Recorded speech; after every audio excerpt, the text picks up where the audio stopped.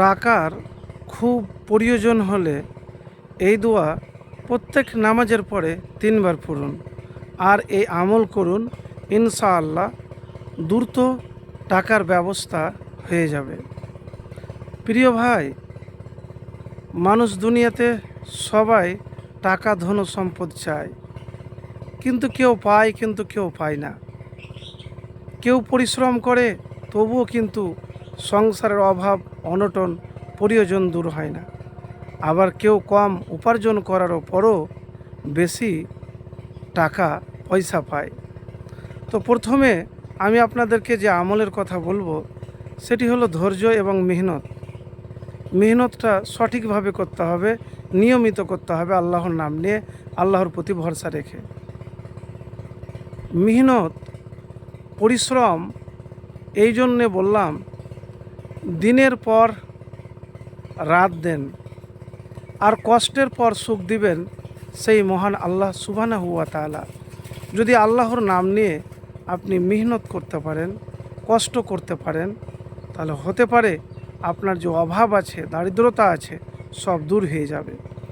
তো টাকার যখন প্রয়োজন, ব্যবস্থা করতে পারছেন না, কিভাবে আপনি ব্যবস্থা করবেন সেই দোয়ার কথা বলবো। যদি আপনার দোয়া কবুল হয় তাহলে সাথে সাথে আপনার টাকার ব্যবস্থা, আপনার প্রয়োজন পূরণ হয়ে যাবে ইনশাআল্লাহ। তো সূরা মাইদার একটি আয়াত, 114 নম্বর সূরা মাইদার একটি আয়াত। এই আয়াত ঈসা আলাইহিস সালাম পাঠ করেছিলেন। আপনি যদি আল্লাহর প্রতি ভরসা রেখে আয়াত পাঠ করেন তাহলে আপনার যে প্রয়োজন আছে সে প্রয়োজন ইনশাআল্লাহ পূরণ হবে। তো আয়াতটি হলো,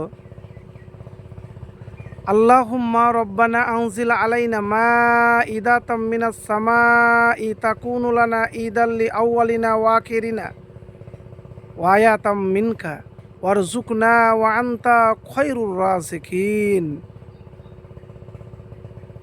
এর অর্থ হলো, হে আল্লাহ আমাদের প্রতিপালক, আমাদের জন্য আসমান থেকে একটি খাঞ্চা অবতীর্ণ করুন, যা হবে আমাদের এবং আমাদের পূর্ববর্তী ও পরবর্তী সকলের জন্য আনন্দ উদযাপনের কারণ, এবং আপনার পক্ষ হতে একটি নিদর্শন।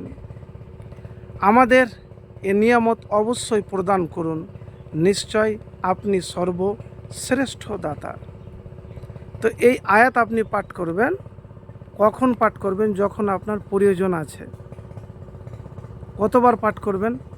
3 বার পাঠ করতে পারেন, 1 বার করতে পারেন, কিন্তু নিয়মিত করবেন।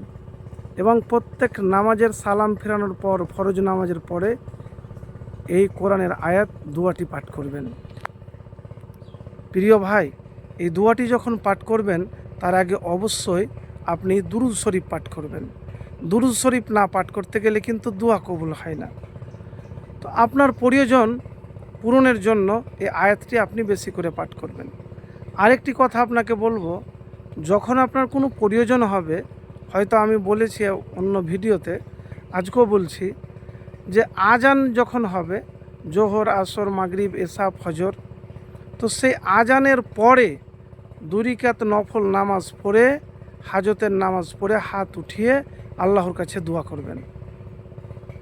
একবার করে দেখুন, আপনার এই আমল দোয়া কবুল হতে গেলে দ্রুত ইনশাআল্লাহ আপনার যে টাকার প্রয়োজন সেটা পূরণ হয়ে যাবে। কিন্তু আপনাকে মুত্তাকি মুমিন হতে হবে।